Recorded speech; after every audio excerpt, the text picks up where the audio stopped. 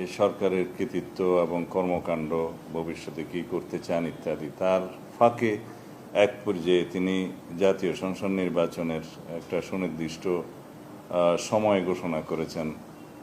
আগামী বছরের এপ্রিলের প্রথমার্ধে যে কোনো দিন জাতীয় সংসদ নির্বাচন অনুষ্ঠিত হতে পারে। এই বিষয়ে আমাদের প্রতিক্রিয়া হচ্ছে যে জাতির প্রত্যাশা পূরণ হয়নি। তিনি বাংলাদেশের সকল রাজনৈতিক দলের মধ্যে বিএনপি সহ আমাদের সমমনা এবং যুগপৎ আন্দোলনে যারা শরিক ছিলেন তারা সহ গণতান্ত্রিক রাজনৈতিক শক্তিসমূহের অধিকাংশ দল, 50-এরও অধিক দল ডিসেম্বরের মধ্যেই নির্বাচনের দাবি জানিয়ে আসছিলেন দীর্ঘদিন থেকে। আমরা যৌক্তিকভাবে ডিসেম্বরের ভিতরেই নির্বাচন অনুষ্ঠানের জন্য আমাদের বক্তব্য সবসময় উপস্থাপন করেছি যুক্তি সহকারে এবং বিভিন্ন কারণ দেখিয়ে, কিন্তু তিনি সেই বিষয়টি আমলে না নিয়ে এমন একটি সময়ে নির্বাচনের সময় ঘোষণা করেছেন যেই সময় বলতে গেলে বাংলাদেশের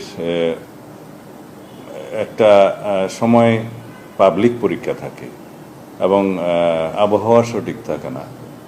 আর আমাদের জানা মতে ফেব্রুয়ারির 16, 17 অথবা 18 তারিখের দিকে পবিত্র রমজান মাস শুরু হবে।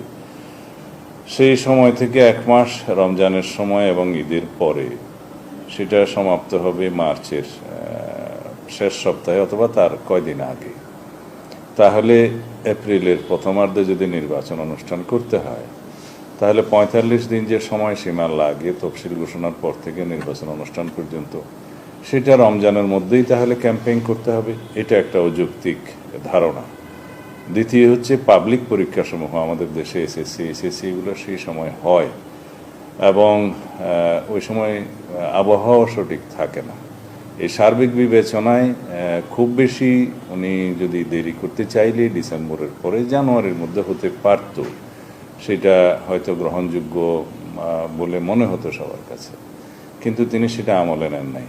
উপরন্তু আরও একটি বিষয় আছে, এই আবহাওয়ার বিষয়, পাবলিক পরীক্ষার বিষয়, রমজানের বিষয়, এগুলো বাদ দিলেও একটা সরকার তার দায়িত্ব নেওয়ার পরে 1 মাসের ভিতরে তো জাতীয় বাজেট প্রণয়ন করতে পারে না। আর আমাদের অনেক বেশি প্রতিশ্রুতি আছে, অনেক বেশি বিষয় বিবেচনায় নিয়ে আমরা বলেছিলাম আমাদের দলের পক্ষ থেকে এবং আমাদের সাথে যারা যুগপৎ আন্দোলনে শরিক ছিলেন, ফ্যাসিবাদ বিরোধী গণতান্ত্রিক আন্দোলনের সমমনা দল, এর বাইরেও অনেক দলের পক্ষ থেকে তারা এই প্রস্তাব দিয়েছিলেন যে ডিসেম্বরের ভিতরেই নির্বাচন অনুষ্ঠান করা সম্ভব।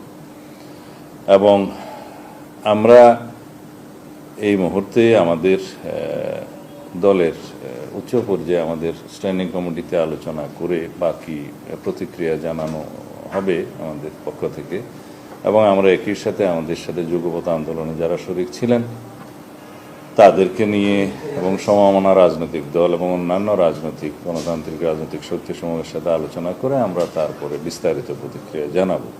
তবে মুদ্রা কথাই বলতে পারি, আমাদের এবং জাতির প্রত্যাশা পূর্ণ হয়নি এই ভাষণ। ধন্যবাদ।